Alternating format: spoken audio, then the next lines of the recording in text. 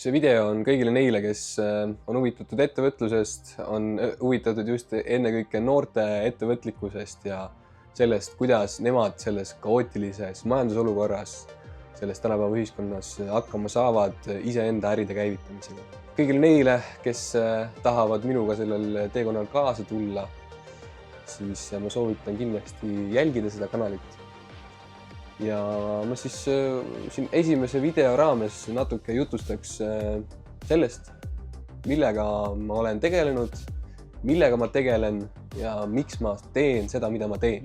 Minu ettevõtlusteekond, ma arvan, ulatub juba tagasi sinna põhikooli aegadesse, kus tegime ühte sellist ideed nagu Easy Office. See oli selline kaasaskantav töölaud, helisummutav töölaud, mille sa kohvrina põhimõtteliselt võtad kaasa, lähed istud kohvikus maha ja teed seal rahulikult tööd helisummutatud keskkonnas. Tolle ideega aastal, mis iganes 2017, 18, 16 võitsime siis TalTechi Mektori Bright Minds äriideede konkursi, tähendab, saime teise koha. Sealt edasi, ütleme, kasvasid välja mingid sellised natuke juba suuremad ideed, suuremad projektid. Käisin mitmetel häkatonidel, tegime kunagi ühte startupi täpselt siis, kui koroona algas, nimega Sportflex. Tollel momendil tehisintellekti veel ei olnud ja tahtsime teha sellise Google Meetsi sarnase platvormi, mis on mõeldud siis ennekõike kodus treenimiseks, kus sa saad koos oma sõpradega seal trenne teha. Tehisintellekt siis, tollel hetkel ei olnud tehisintellekti, aga siis automatiseeritud tarkvara jälgib sinu keha liikumisi ja vastavalt vajadusele ütleb, kui sa pead oma tehnikat korrigeerima.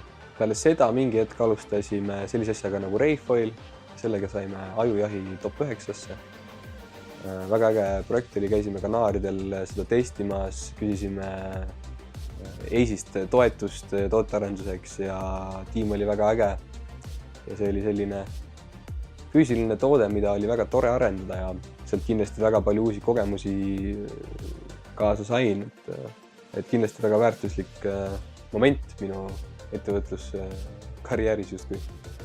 Ja tulles nüüd siia tänasesse päeva, siis, ütleme siis eelmisesse aastasse, üle-eelmisesse isegi.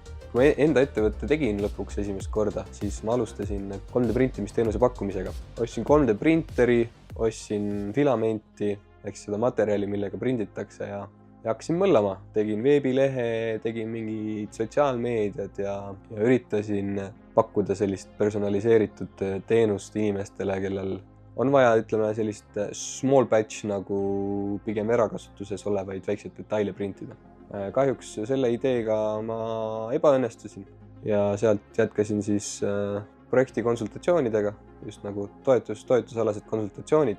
Kuna ma olin varem mitmeid toetusi taodelnud, ise esitanud, ise küsinud, siis tundus ka see nagu loogiline, kuna see protsess üldiselt on suhteliselt keeruline ja selline bürokraatiat täis, siis ütleme, keskmisel inimesel on suhteliselt keeruline seal orienteeruda, nii et see oli nagu selline loogiline samm sealt hakata seda teenust pakkuma.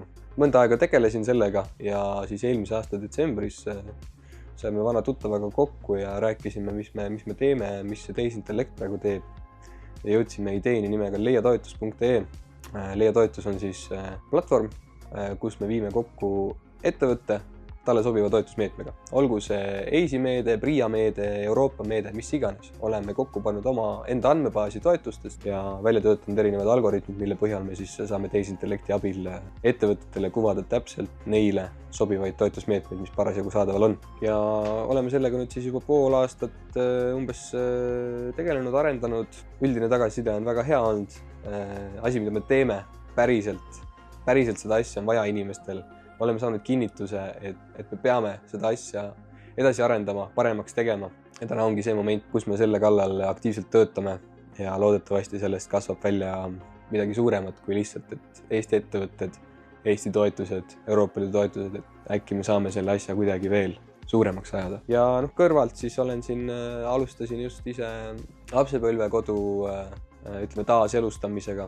Rajan sinna Viinamäe Reistikud, 140 tükki, 4x24 meetrit kasvuhoonet, peaaegu 200 ruutmeetrit kokku kasvuhooneid ja sellel suvel ilmselt saab veiniõhtutele tulla siis sinna maakodusse. Värske viinamarja istanduse kõrval siis saab nautida head veini ja head muusikat ja mõnusalt aega veeta Võrtsjärve ääres. Tuleb kindlasti väga mõnus ja meelelukad õhtud. Ega siin, ütleme, ettevõtlus, mingid projekte on veel, mida võib-olla avalikult ei saa välja öelda, kuna nad on liiga toored veel. Kui need asjad küpsemaks saavad, siis kindlasti ma jagan neid siin teile ka mingi hetk. Põnev, kohati stressirohke, aga valin iga kell selle stressi, ettevõtja elutsükkel.